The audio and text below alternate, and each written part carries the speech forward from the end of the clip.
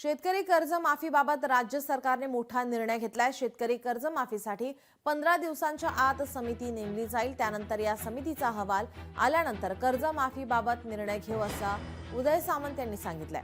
तसेच दिव्यांगाच्या मागणीसाठी मानधनवाढीची तरतूद करण्यात येईल असंही आश्वासन मंत्री उदय सामंत यांनी शनिवारी राज्य सरकारच्या वतीनं प्रहारचे संघटनेचे अध्यक्ष बच्चू कडू यांना दिला आहे। सरकारचा निरोप घेऊन मंत्री उदय सामंत यांनी अन्नत्याग आंदोलनासाठी बसलेल्या बच्चू कडू यांची भेट घेतली। यावेळी उदय सामंत यांनी शासनाचे अधिकृत पत्र बच्चू कडू यांना वाचून दाखवले। त्यांनी आंदोलन मागे घ्यावे असे विनंती सामंत यांनी केले आहे। त्यानंतर बच्चू कडू यांनी आंदोलन पुढे ढकलत असल्याचं सांगत फळांचा रस पिऊन अन्नत्याग आंदोलन स्थगित केलं। दरम्यान बच्चू कडू यांनी सरकारला कर्जमाफीसाठी 2 ऑक्टोबर पर्यंतची आता डेडलाईन दिली आहे। 2 ऑक्टोबर पर्यंत सरकारने निर्णय घ्यावा, अन्यथा मंत्रालयात घुसल्याशिवाय राहणार नाही असा इशाराही बच्चू कडू यांनी दिला आहे।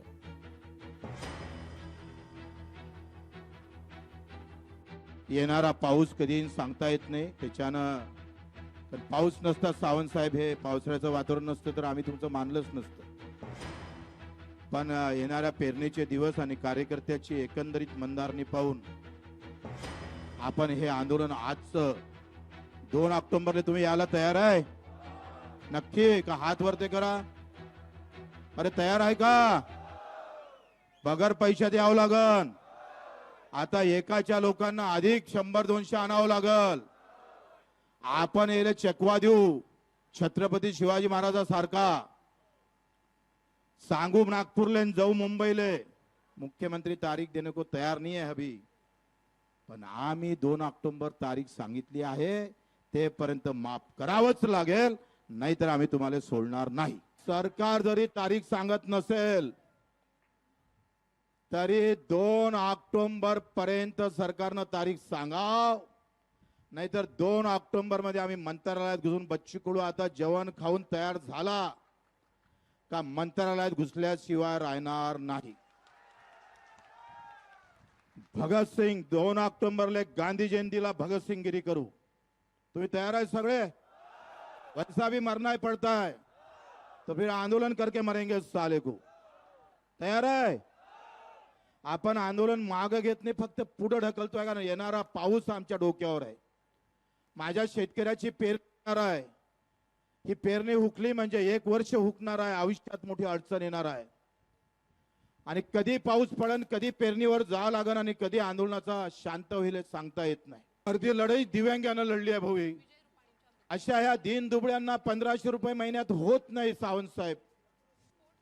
काल नैना बोलल्याप्रमाणे 3.5 लाख शेतकरी मेला, त्याच्यासाठी एकही मंत्री का बोलत नाही? त्याच्यासाठी हा सवाल आहे। तो महाराष्ट्र आता शेतकरी आणि मजूर आणि दिव्यांगासाठी लढत आहे। हा या आंदोलनातला सगळ्यात मोठा विजय आहे।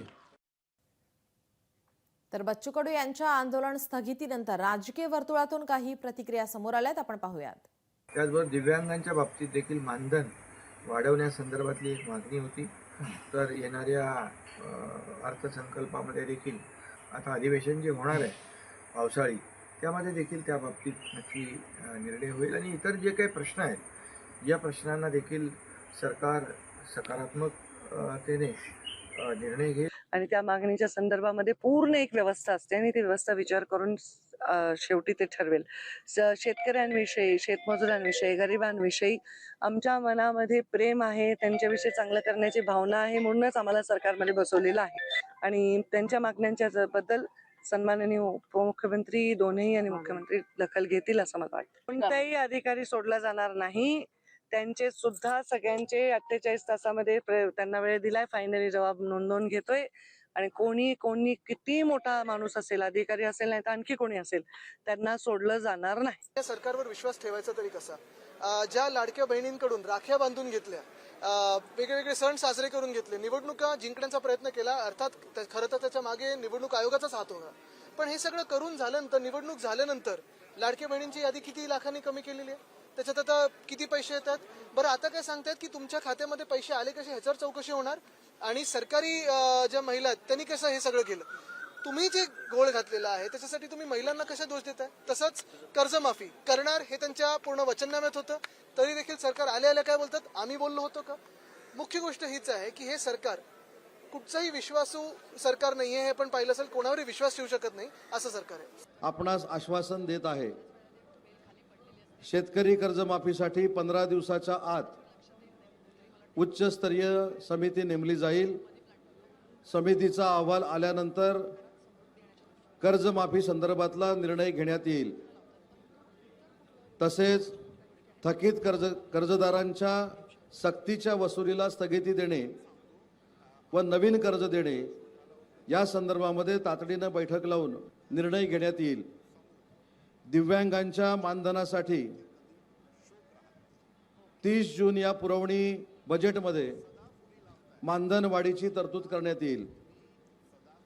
उर्वरित मुद्द्यांवर संबंधित मंत्री तथा मुख्यमंत्री महोदय यांच्यासोबत बैठक लावून मागण्या निकाली काढण्यात येतील.